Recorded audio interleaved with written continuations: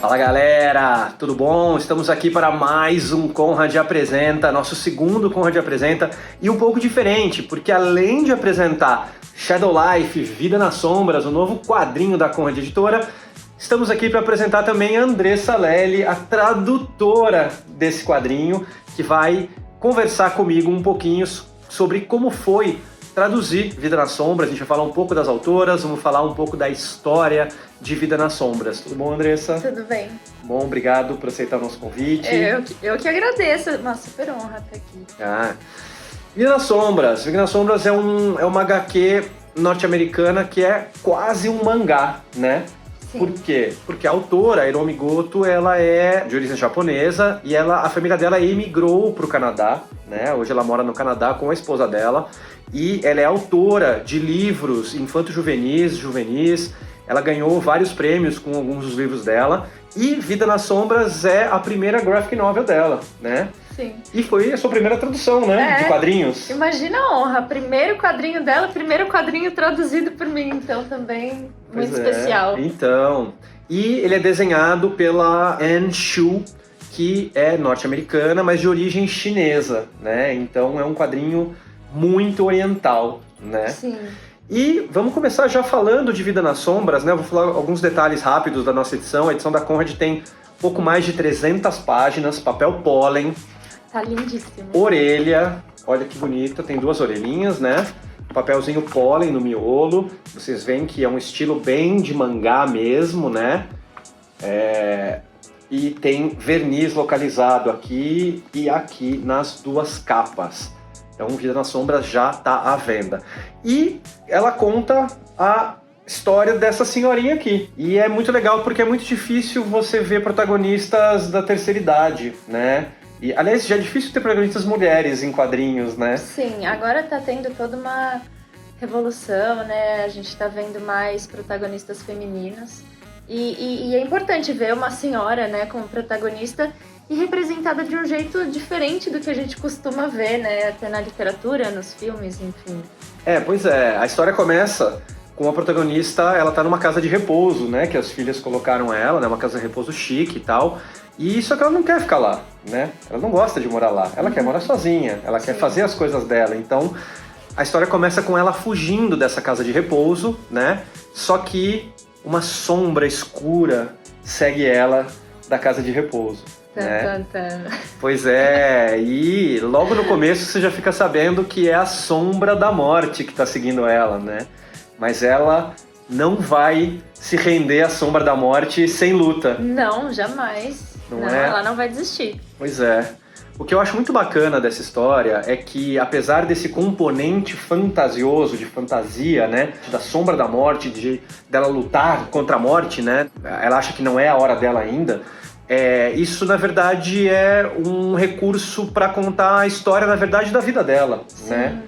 O forte da história é a vida mesmo dela, a relação dela com a vida dela, com a família dela, com o passado dela, né? O passado, o dia a dia, como a própria sociedade lida com a figura dela e como ela lida de volta também. Porque ela é representada como uma senhora muito forte. Mas quando vem o pensamento dela, a gente percebe que ela tem as inseguranças dela. Por mais que ela seja forte, ela tem os questionamentos que são, enfim, externos, internos, e como ela lida com isso. O passado dela influencia muito enfim, a vida de qualquer um influencia, mas está bem presente na Kumiko do presente, como eu posso dizer. O passado dela está bem presente e vai voltar. Tem um momento que o passado dela volta. Pois é, e é bem importante para a história, né? Total. Isso é bem legal. E achei interessante isso que você falou, né? Porque tem muito do dia a dia dela, né? Então, tem horas que ela não se lembra se ela tomou o remédio dela ou não, né? Ela não sabe se ela esqueceu, né? Ela tem aquele coisinho de botar os dias da semana do remédio, né? Que é bem legal. Pra isso não precisa nem ir muito longe, né? Eu, às vezes, também não lembro se eu tomei ou não. Então, pois é, eu ia falar exatamente isso. Eu tenho um coisinho daquele igual dela e às vezes eu não lembro se... Será que eu tomei? Não sei. Então... E é uma coisa muito legal, né? É o senso de humor da obra. Ela não simplesmente apresenta o dia a dia dela, preto no branco, o que ela faz. Ela põe uns toques de humor, assim, que deixam tudo mais leve. Eu achei bem interessante. Pois é, eu gosto também. E aí, me conta um pouco mais, como foi pra você traduzir essa obra, né? Como que você encarou, assim, falou, putz, o meu primeiro quadrinho, e aí? Responsa! Primeira coisa que eu pensei, responsa. Fiquei muito feliz, porque eu já trabalho com tradução faz um tempo, mas principalmente tradução jornalística, de livros didáticos, mas quadrinhos e livros foi a primeira. Eu tinha feito o curso da Leather Pub com você, com o Kroll, e então eu fiquei muito honrada, principalmente com o convite, e foi surreal, assim. Eu aprendi muito com a obra, não só pelo fato de, em toda tradução a gente precisa fazer um estudo da obra, pesquisar, mas o quanto ela me fez refletir sobre várias questões enfim, que ela apresenta, não só desse aspecto fantástico, mas de etarismo, como a gente se relaciona com a morte, como a gente trata os nossos idosos. Pois é, eu acho interessante ter uma passagem bem legal, uma hora que ela tá no ônibus, né? Porque é isso, ela anda de ônibus, ela vai fazer a nataçãozinha dela, né? Sim. E ela tá no ônibus e aí o motorista espera, né? Ela sentar pra andar. Ela fala, putz, eu adoro quando os motoristas esperam o idoso sentar, Sim. não são todos que fazem isso. Isso acontece tanto aqui, eu vejo no dia a dia muito, né? E são esses detalhes que vão ganhando a gente na narrativa. Tem um detalhe que me marcou muito e que é simples, é besta. Ela tá muito incomodada dentro do ônibus com um menino falando alto no celular, gritando.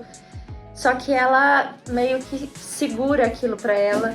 E uma menina percebe e dá 2 tampões de ouvido que salvam a vida dela. Pois é, isso é muito legal, porque é mais uma coisa do dia a dia, né?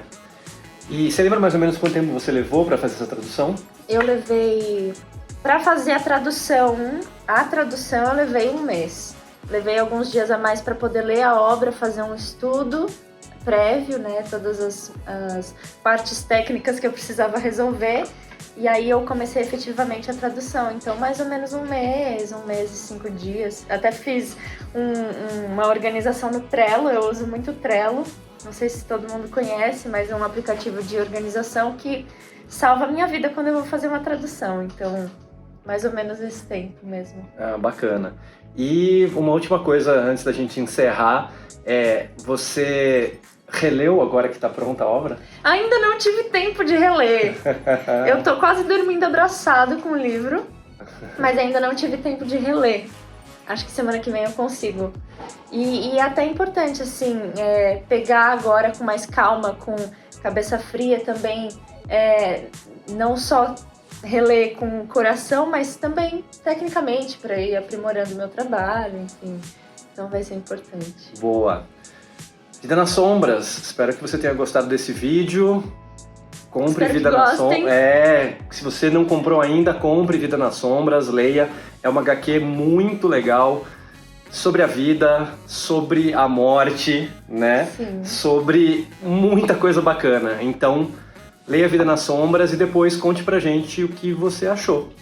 Se você gostou desse vídeo, dê um like aqui pra gente, é bem importante. Siga a Conde nas redes sociais, a gente tá no Twitter, Instagram, Facebook e LinkedIn e TikTok, já estamos no TikTok.